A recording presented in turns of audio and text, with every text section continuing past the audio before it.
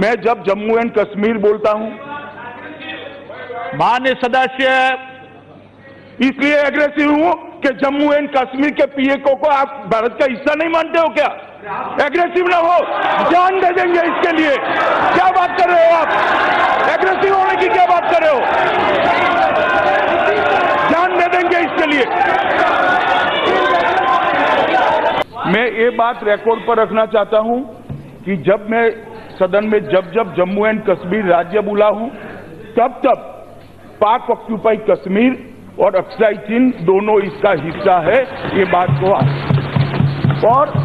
और हमारे संविधान ने जम्मू कश्मीर की जो सीमाएं तय करी है और जम्मू कश्मीर के संविधान ने जम्मू कश्मीर की जो सीमाएं तय की है, उसके अंदर पाक ऑक्यूपाई कश्मीर और अक्साई चीन दोनों समाहित। माननीय अध्यक्ष जी, ये सदन ने बहुत सारे ऐतिहासिक क्षण देखे हैं। इस सदन के समय समय पर के सभासदों के निर्णय के द्वारा देश के इतिहास में बहुत नए नए अध्याय कई बार जुड़े हैं।